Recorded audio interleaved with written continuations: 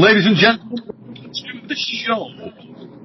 If this is your first time visiting the Supernatural Strength channel, firstly, welcome. Secondly, I hope you like what we do. We get some of the biggest arm wrestlers in the world on here. We talk about their career, we talk about their opinions in the sport of arm wrestling, and this will represent part 3 of the episode on this guy, Toddzilla, Todd Hutchings. He's built quite a catalogue. I think we ran over the last time. We got to about 50 minutes, Todd. And firstly, mate, welcome to the show. How's it going? Thank you very much. I'm happy to be here. It's I'm getting quite attached to these. I said this to Rob the other day when he was, I get this background attachment thing going on. He's got a pig in the top screen. Yours is a bit more, the wall of shame there. I'm starting to sort of recognise it a bit now, mate. Building an affinity with the trucks. How's life over there? Still everything quiet on the COVID front? Oh, yeah. Yeah, it really didn't affect me or our stuff much any. The restaurants are now opening up outdoor seating, but nothing's really changed here. I guess out west, like in the plain states, you can't even tell anything's going on. Some of those states didn't have any shutdowns at all. So Great way to be, mate, if you can. I think in Europe, the only place that I'm aware of that didn't really close down was Sweden. Okay, right. Other than that, I think everywhere else has been pretty heavily affected. Certainly, they've had a lockdown of some degree, even the areas that have been less affected, like the Baltic states and so on. Anyway, enough of that rubbish. COVID's a bit too depressing. Let's pick up where we left off. And before we get Before we get into the track of the show itself, got a little bit of business to address, mate. A little bit of business to address. Right, I've made a bet on you. Okay. 500 Aussie dollars cash, which is probably about a tenner in English money. It's 2 giant beers. But interestingly, this is around the likelihood of Lachlan Adair being able to beat you in a super match. Now let me walk you through how we got onto this. I do a show called The Fix, and we were talking on the Fix about styles make matches, which is something I advocate. I agree with that 100%. And Lachlan Adair was just preparing to have a super match of sorts in training, which I know you've seen, with Ryan Bowen. And Ryan said, I just wanted to sort of show Lachlan that there are people that are going to wrestle outside of his sweet spot. Within his sweet spot, he's obviously incredibly strong. I think he'd even be able to beat Toddzilla. To which I said, whoa, sweet child of mine, I don't agree with that. He said, I'd be prepared to bet money. So I said, specifically how much money? And he said $500. So I said, right, I will take that bet. And I wanted to get your take on that, mate. Obviously, if I'm going to lose some money, I need to know why. So when you went out there to Australia, when you pulled with this guy, what was your sort of read on it? I mean, obviously, I've always thought practice table, very different thing. Is that what, am I right to believe that, or? Yeah, well, Lachlan's strong, and I like him. He was nice. I really like the guy. He's real strong. He really is. He's got a style, kind of Dave Chafee, it's a hook, but he kind of rolls out on it. Right. But yeah, I like him, but myself, a $500 bet, I think that's mostly just Ryan and his promotion. I think he's just promoting his platform, because he's now involved in a bet with you, somebody of the W.A.L matchmaking star chambers. So legitimate form. I think it's a way of getting Lachlan invited to the W.A.L because, and to be honest, you guys kind of brought this on yourselves when we did that whole season of Juji Mufu. So because Juji had a lot of followers, we brought him into the W.A.L. Then I think it was the year after you brought Ryan in just because he had a big social media presence. And on that one, that's not really why Ryan came. Honestly, that isn't. Ryan was Juji Mufu, yes, 100%. I invited Ryan to Arm Wars way back in the day. I've actually always rated Ryan as a guy who articulates himself very well. He's actually a bloody good arm wrestler. Really good arm wrestler. And I actually think he matched up well, and I still do feel like he matches up well within that sort of secondary crop of middleweights. You know, I'm not talking about, let's say, for example, you were still pulling at middleweight. RBJ is another guy that I would class as that absolute top tier. Then sitting just below that, you've got probably Storm, an informed Craig Touye. I'd also put into that sort of bracket. And for me, probably Jordan Sill. The other guy that's right there, or two that could be there, would be Frode Hoagland in shape, and possibly Paul Lynn, you know. Right. Now then, just below that is where the next real tier begins and ends. And within that, it's steep. You know, you've got a lot of guys. And I think the likes of BLM and Ryan sit in there and fit in there really, really well. And I hope that I'm proved right in that respect, because when we saw it with Alan Guerra, it wasn't a run through for either guy. They both got into a banger, you know, and that's the kind of thing they're looking for. Just looking for entertaining matches, and that was really Ryan's hook. Was it a benefit that he had a big social media following? Absolutely, and particularly in a country where there's a lot of interest from a televisual perspective in World Arm Wrestling League. Yeah, definitely a benefit, but it was by no means the sort of be all and end all to why his involvement came along. I mean, we invited Danny Tesh, and Danny Tesh got into the World Arm Wrestling League, and yet the guy only communicates once every 4 years, and that's by smoke signal. Yeah. Well, he's like the cicadas. He only comes out of the ground every few years. There you go, mate. That's the one I'm talking about. So, anyway, as my old mate Tom Nelson would say, we're getting off topic.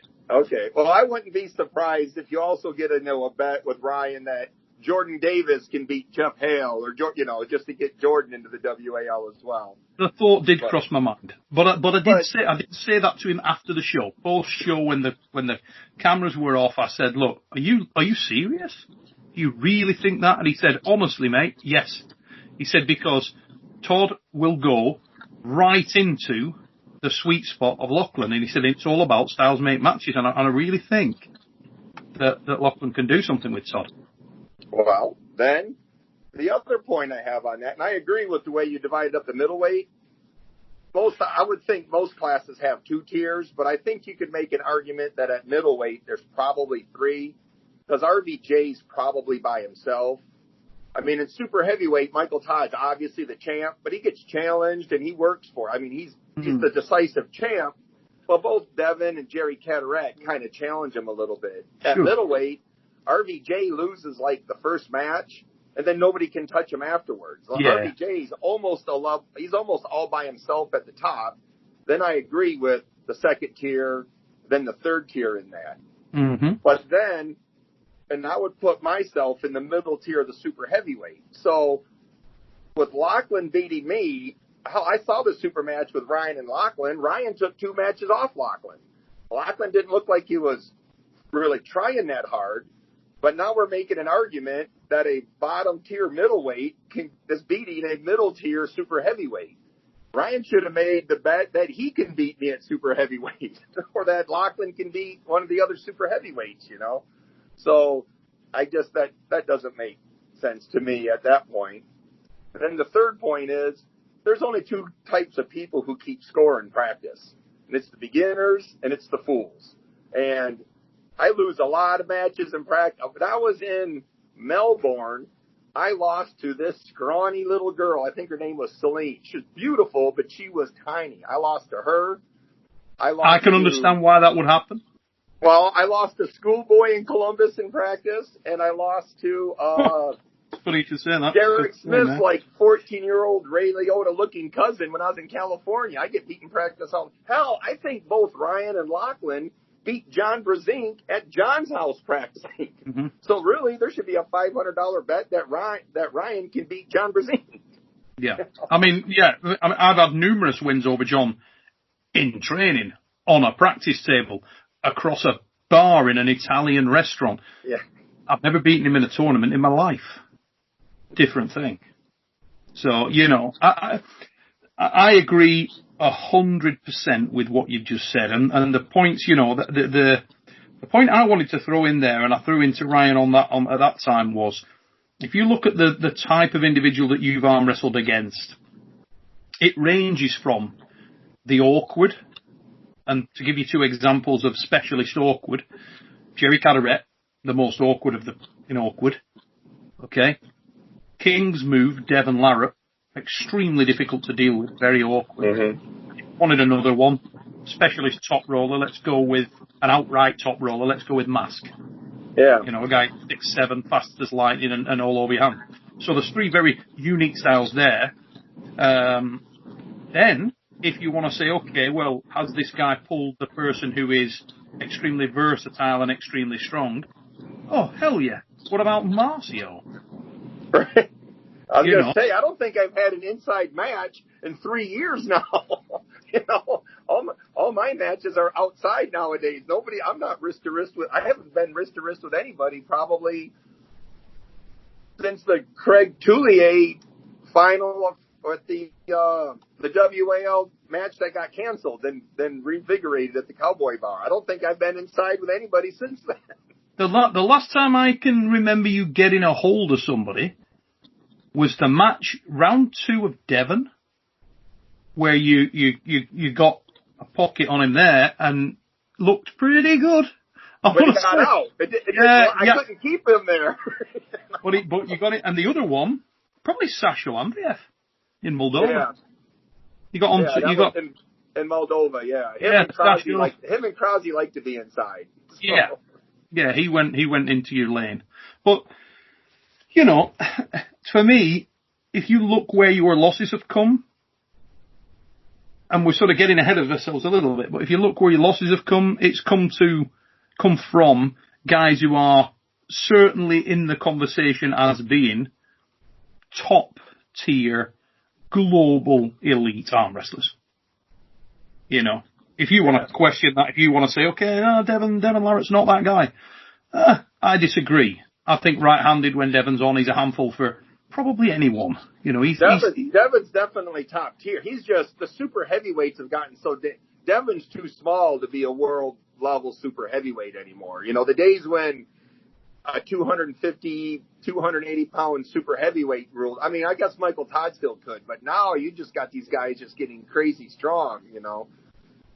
Well, that's the thing, isn't it? You've got Devon and you've got Mike, who are able to do that through the style that they've adopted and the unique, I don't think Devon's going to say that he's going to go up to Levan Saganashvili and roll in wrist to wrist. I don't think that's his plan. He's going to do what he's got to win, but be that as it may, people are excited about a match with Levan versus Dave Chafee, and who wouldn't be?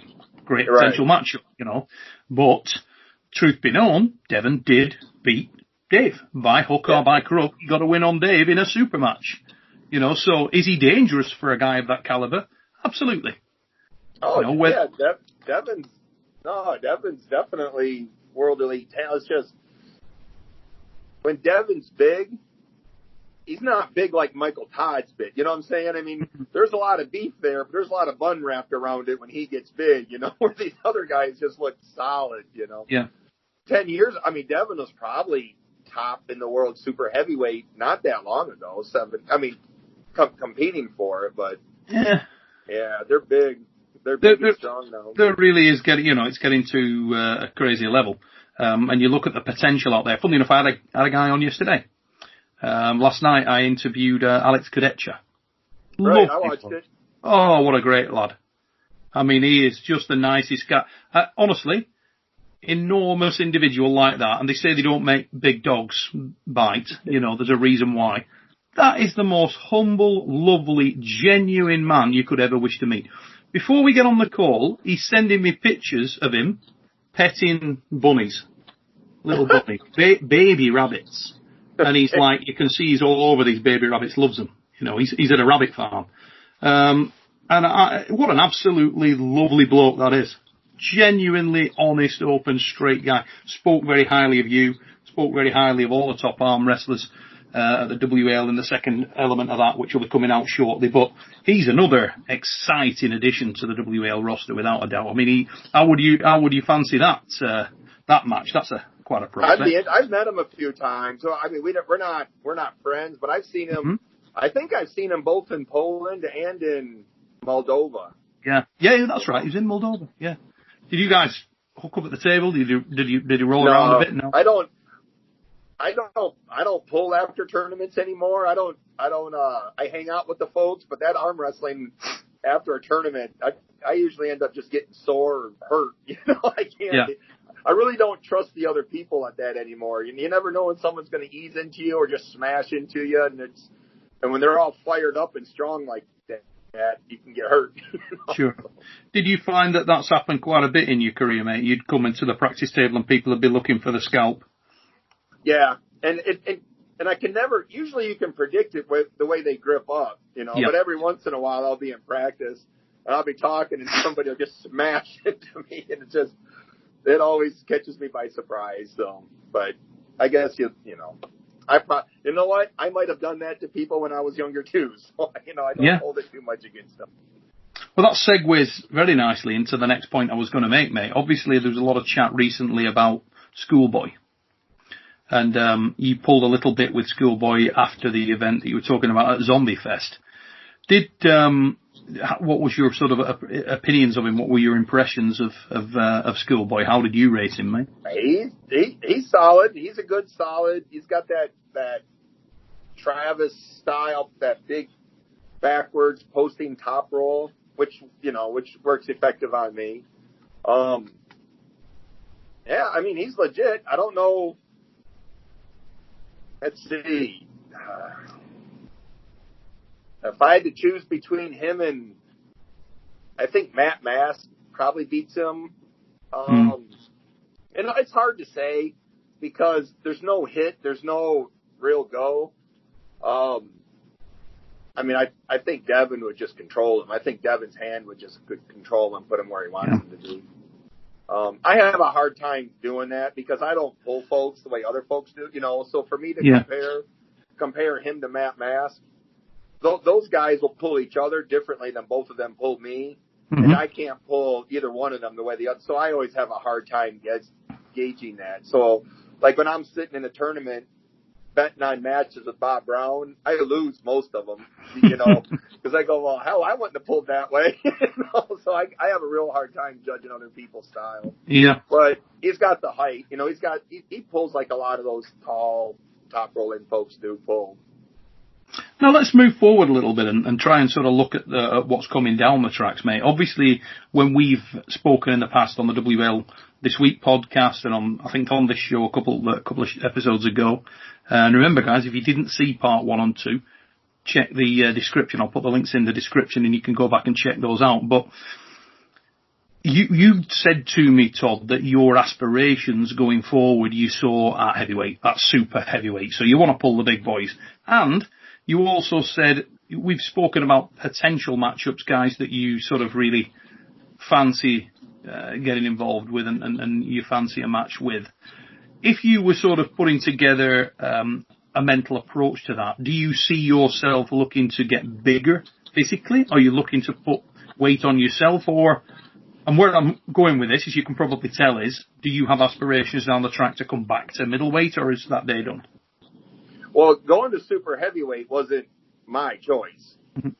They called me up and said they're not putting me in super heavy. So when they moved Mask and Devin and Marcio and all those guys from heavyweight to super heavyweight, I was the only guy not in that class that moved up, wasn't it? But I would have stayed at middleweight my whole life, because I've been at middleweight my whole. I wasn't really had any intentions of ever going to super heavyweight. But Steve Kaplan called me. His words were, "I can't make a show out of you beating the hell out of everybody in the middleweight class." So. But now that I'm up here, I'm kind of digging it. I mean, when I first came up here, to be honest, I thought Mask was going to slaughter me. I thought Marcio was going to slaughter me. I thought Ron Bath was going to slaughter, because when I was pulling Ron Bath before, we were both a little bit smaller. I wasn't pulling, super heavyweight version Ron. And now that I've been in it enough, I got enough confidence in it that I can see a path to the top levels for me at super heavyweight. Yep. Gaining the weight, has turned out to be almost as hard as losing it. I was weighing myself every day, I wanted to get as close to 240 as I could. And a weekend would come along, I'd skip a few meals, I'd work out in the lawn or something like that, I'd drop all this weight. I stopped weighing myself. I'm trying to eat all I can. I'm not waking up at midnight and force eating anymore. But I just stopped weighing myself because it was just bringing me down where I thought I'd gain a couple of pounds and I'd either be flat or down. So I'm meticulous about recording how strong I am. So as long as my strength's still going up at a steady plan, gaining weight would probably help me get stronger quicker. But as long as I'm getting stronger, I'll live with that. I'm heavier than I've ever been. I bet you I'm somewhere between 225 and 230. Yeah. Whereas when I was a middleweight, I was always around 215. You know, I'd be 215 the week before I had to make weight for W.A.L. Mm-hmm. So if I was 220 or so, a full week before weigh-ins, I'd get down to 215. And then I'd cut from the 215 down to the 195 in that last 6 days. Were those weight cuts at the tournament, W.A.L. tournaments, as brutal as they looked? Yeah, to be honest, I had a medical thing, and I'm not so sure all that weight cutting didn't contribute to it. So I don't know, and I'm just guessing, so I don't want to say too much on a podcast because your viewers and fans that have medical training will go, that guy's full of shit. And I'm going to tell you, I don't know what I'm doing. When I came out of the house, I told the doctors what I was doing, and of course they're all aghast. They go, you can't do shit like that. It's probably fine in your 20s. They were probably appalled I was doing it in my 50s. But, and the thing is, those big weight cuts I kept thinking they'd get easier. Because I go, okay, I've been through it. I know what to expect. I knew exactly how long it would take to cut the weight. I mean, I knew it within a couple of hours. And it kept getting harder and harder and harder. And I go, then it screws up with your head, you know. Now you're sitting there, you're mentally, I got mental problems, you know.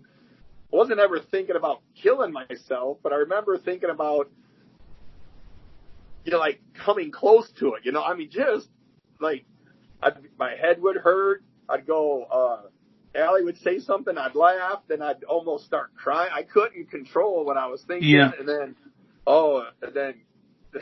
sometimes I'd try to put the weight back on and eat too much. Then I'd start throwing up or I get diarrhea. And now I'm scared. Oh, no. Now I can't gain the weight quick enough. So now I'm beating myself up for that. So the 24 hours before weigh-in was just hell. You know, and here you're doing it to try to be strong and peak at your performance. Is all I'm doing is making myself feel bad. I think it was at the weigh-ins in Vegas? No, in Vegas. And I bumped into you. I'd just got into town. I bumped into you and Ali outside the weigh-in room, and you were bloody grey with it. You looked really, really struggling. I was shocked. I thought, Jesus, he's pushing hard. And then the next day, I was amazed. I was amazed. When I saw you in the room, I was like, how? The recovery I got down here. I got the recovery. I would cut the 15-ish pounds the night before, and I could get 17 to 20 back within the next 12 to 4. I couldn't hold it. But if I cut from 215, made weight, I could get back to about 218, 220. That, but I mean, it's lots of water, and taking creatine and a bunch of stuff like that. Oh, you've locked up on us, mate. Let's just wait for your signal to come back. 12 to 217, which ain't a bad place to be at 195, you know. So. Yeah, it was remarkable. You did have it down to a fine art, but I think, like you say, Steve Kaplan may have done you a favour in telling you to sort of release the demons and just go up a little bit. And let's be honest here, mate. We do see it done with a lot of dominant champions. I mean, if you look at the UFC, is anybody really interested, apart from the Reyes fight, is anybody else really interested in seeing John Jones fight anybody else? Now at middleweight, he just cleaned the division. There's nobody really a contender, as I say, apart from Reyes. It takes that special individual to come along. Now, also, when you look at what you've achieved and what you've done in the heavyweight division since you've been in there, you broke Ron Bath, then you beat, Mask is a hitter. Mask got some great wins. You dethroned Mask. You beat Marcio. They're not bums at heavyweight. You know what I mean? My whole life I remember thinking nobody really cares about anybody but the super heavyweights anyway. So it makes sense to put up North America's favorite arm wrestler in the super heavyweight class. It was a talking point, wasn't it? It was a talking point where you got a dominant. It's the David and Goliath thing. You got the dominant force at middleweight at that time. As far as people were concerned, you were the guy that had just run through. Did you do 3 years on the spin at right arm? Say again? Was it 3 years on the bounce at right arm you won? 3 hammers? I won 4. I won 14, 15, 16, and 17. Well, there you go. So 4 years on the bounce, that's not luck. So then you put that guy into the heavyweight and he's making big waves. And when you came in, that first heavyweight match, you can say, he's finding his feet a little bit. He doesn't look as comfortable at the weight. I'm going to say when you pulled Devin and even when you pulled Ron, you looked extremely comfortable at the weight and you looked like a brick wall. You looked really, really solid and healthy. You looked well at that weight. I was speaking to Ali about it there, and she said, yeah, he does, doesn't he? He suits it. He looked big. And I said, yeah, you look bloody... I don't know how you felt, but you look good. You look like you were healthy, It takes a while to get you... Anytime you change your weight up or down, it takes a while to get used to it. But, yeah, I feel better now. How much stronger are you? I'll be honest, that the whole thought of cutting weight, and somebody reached out to me on a messenger or something and asked about going to if I could still make that weight. And I replied, of course I can make it. I'm not that far away from it. But just the thought of that 6 days, man, my hat's off to the people who still do it. But yeah, I don't miss that a bit. And I've always been susceptible to heat stroke anyways. I'm one of those, I sweat a lot. So when we lived down south of Indiana, working outside, I dehydrate real easily. Now I'm sitting in a sauna for 12 hours, purposely dehydrating. The headaches are killing me. But yeah, I don't miss that part at all. Not one bit.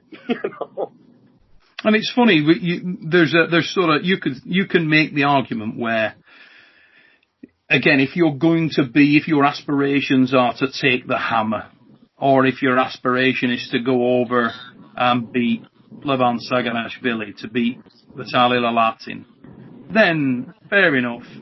It's a big ask for a man with your genetics and your frame. But to slot in with, I'm going to say, 85 to 90% of the heavyweights out there, you don't need to be much stronger than you already are. Let's just piss around with that a little bit, okay? So if I mention a few names, you honestly tell me, am I in that match? Yeah, I'm in that match, or no, I don't think I am. So Ryan Espy, I've got to be... I think I'm competitive with Ryan Espy. And yet Ryan is, what's Ryan? 360? He was 380 when he pulled Jerry Caderet. Well, there you go. 380. Ryan's a big man. He's as big as it gets in many ways. We were talking about Alex Cadet. Interesting match, isn't it? Yeah, he's I would pull him like I'd pull Ryan. I think him and Ryan Espy are going to pull about the same way. Going to pull me about the same way. So straight away, two of you real giants, and everybody's got to agree. I agree that you'd be right in the mix there. You've already gone through Matt. I know Matt would like that again, and that may come. A lot of people want to see you pull Devin again. How do you feel about that, mate? America's favorite arm wrestler versus America's least favorite. Oh, thanks, Sean. How do you feel that'd go, mate? Do you think you've got something for Devin? What'll happen is he won't pull me if he kings me again, that'll be, and I got a few things I'm cooking on, but I suspect he would shoulder roll me or kings move me, And I think so, because I was scared. I mean, not mortally scared, but I really didn't think I had a chance against Devin. And when the talk was, is people thought I'd do better with Devin than Mask. I actually felt that I had a better shot against Matt than I did Devin before the matches came up. So, I mean, I think if me and Devin pulled again, I think he's still the favorite. I think he's still, I don't know how the odds work, 7-3 or 6-2, something like that. You know, he's still probably a heavy favorite. But I mean, I have a non-zero chance of beating these people. You know what I mean? Because since that was the first time we've ever pulled, now he's learned something and I've learned something. But I've been pulling people way taller than me for a long time. He hasn't been pulling people way shorter than him for very long. You know, I'm probably one of the few at my size that he pulls, where I pull a lot of people his size. Mm-hmm. Here's one for you, mate. Did you ever get a chance to compete against a pre-arm break Passmore? No, I that's another one of the names I know, but I've never competed against him. Yeah, that was a lot of people would message me about that at that time, saying, you know, oh, what about this for a match? Toddzilla versus Passmore, and it was one of those that you sort of had in the back of your mind. But who were the guys that you haven't I do not want to be the welcome mat, the super fucking heavyweight. I beat people, okay? I am not the fucking entry to the super heavyweight class. I beat people that are behind me. They gotta beat those guys. There's people that want to shot at you again because of that. Marcio being one. I'm sure they got a legitimate request for that. Makes sense, because I would like another shot at both Jerry and Devin, but I'm not demanding it now. I understand I got to circle back and beat some people to go back up, but but dude, you don't pull some guy out of the park who's sleeping under a bunch of newspapers and say, "Hey, welcome to the W.A.L. Pull Todd." Yeah, that's a valid point, mate. Well, I'll tell you what. If you could pick one of them, Jerry or Devin, who do you go for? I think I'd pull Jerry again first. Not interesting. I think I would have. I think first, this is how screwed up well, no, because Jerry does better against Michael Todd. I think Devin's a lot heavier favorite to beat me than Jerry is a heavy favorite to beat me. But I think I would do better against Jerry than Devin. And I got to stop losing. I got to arrest this losing streak. But I think between Devin and Jerry, I would rather pull Jerry. Yeah, that is an interesting matchup stylistically. Yeah. I mean, I'd want to pull them both. But I'd want to pull Jerry first, then Devin. I wouldn't want to pull Devin first and then Jerry. I would rather pull Jerry before Devin. Well, it's interesting, isn't it? Because in both those matches, in the Jerry match and the Devin match, you had that chink of daylight. You know what I mean? Not saying you got the pin, but you were like dangerously close a couple of times. With Jerry, at one point I thought, oh, he's going to get this pin. And you couldn't get the shoulder on it, but you had him top rolled. I actually thought you were in a great spot there. What happened in that match? Did you just lose? Could you not get around with the shoulder? Were you looking to get around with the shoulder? I was trying. He was pushing me backwards off the pin pad, trying to put me into elbow foul territory, and I'm having a hard time. I needed to be way more in the center of the table in order to really do anything. I'm holding on to the very back edge of the pad. Yeah. But yeah, strength-wise at that position, I wasn't worried about the power, but yeah, I had to get my hand in a better position. I shouldn't have been in the top roll with him. If I could have been down lower on him, I think I would have been in a lot better shape. Would you ever consider hooking him if you could? Next time out, would you try and just go I would set up. Yeah, I would set up for that. Now that both him and Devin come down with that deep shoulder roll, I'd want to be closer in there. I would want what Devin calls a high hook. I think the high hook is a perfect description, but I don't think it's the move. I don't think it's a perfect description for what Devin called it. But I would love to be into a hook with my knuckles more up with these tall guys. If I could get to a hook with my knuckles up versus down, I think that puts me in a lot better geometry on both of those men. Do you think it's possible to stop Jerry Cadet's press with his shoulder behind it and on the A side in a hook? So if he's on top of you, do you think you can stop it? Jerry, I would want to get Jerry's hand B-side. or ideally, preferably behind his shoulder. If he's got his hand a few inches in front of his shoulder, I don't think I can stop that. You know? I don't know whether anybody could. Yeah, but if you can keep his hand, what it looked like what Devin was doing with just strict hand control was keeping that hand in line with his shoulder. So he kept that whole this whole plane lined up. Yeah, he was keeping and now wrist, Jerry wrist can't on wrist and push pushing. on that. Correct, yeah, keeping him in the B side. If you can keep him that side of his shoulder, it's doable. Whereas if he gets A side with that shoulder, A side forearm with his shoulder behind it, oh, Jesus, get out the rosary beads. Well, yeah, because he sat on Michael Todd for 7 minutes. You know, and I'm not going to be able to hold that. Jerry's stamina is so underrated, isn't it? I mean, my God, that man can pull in some friggin' ugly positions for a long... He can, man. Well, that's what makes him one of the best, man. These guys with these superpowers. Yeah, he definitely is. He's one of the weirdos. There's no doubt about that. That's a bad man. So, coming out of that, mate, what is your preferred... Going back over old ground a little bit, well, what's your preferred next step? If you could sort of write your script, would it be a rematch with one of those guys, or would it be New Blood? I would like to pull, well, until there's somebody else in that top tier, because right now that top tier of that weight class is Michael Todd, Devin, and Jerry. So until there's somebody else in there. Well, when JP was still in the weight class, I was thinking, okay, well, there's the fourth guy. I don't deserve a chance at the champ until I'm at least in that level.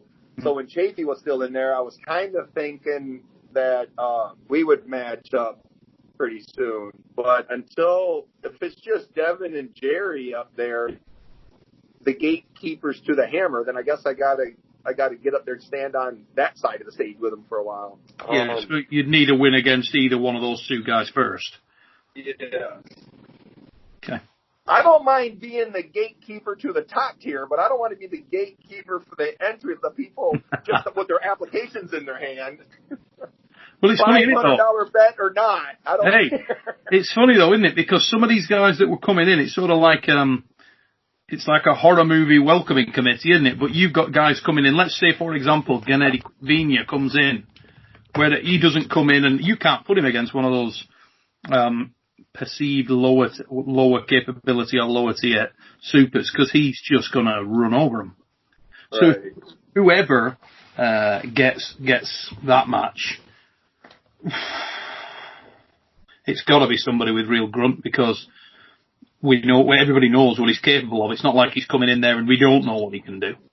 He's coming in there and he will run over people. And there's others like that. I mean, Alex Cadet, no muppet. Alex Cadet, we saw just match up very well with Krasimir. And the other thing with Alex is he is an evolving force. Every time you see the guy, he's got a little better and a little better. So it's pretty conceivable that he's going to come in at a higher level, and whoever gets his signature first, that's a hot ticket. That's a hell of a match. That's an interesting one. I like you and Espy. I like you and Cadetcha, and I like Cadetcha and Espy. Oh, good. I think all of those. So you've got 900 pounds of dudes. Yeah, I was trying to find you one bigger. Yeah. Oh, so I'm the shortest, latest, oldest guy in that group. Hey, plus there's guys like Wayne Withers. Yeah. You're not familiar with Wayne, as we said in the last episode, but you've got a similar trajectory in some respects. You've both got wins on Matt recently. Mm-hmm. He's another guy that's coming up there. I know that Ryan Espy's very keen to get a match with you. Would he be sort of of the sort of other men within there? You both just come off the back of a loss with Jerry. Would he be sort of probably favourite in your eyes? I was expecting a match with Ryan because of, and there was before the flu came around. I think it was hinted at, rumored at. So I've been preparing for that. And Ryan's interesting. When I first started arm wrestling, I was still in Michigan at the time.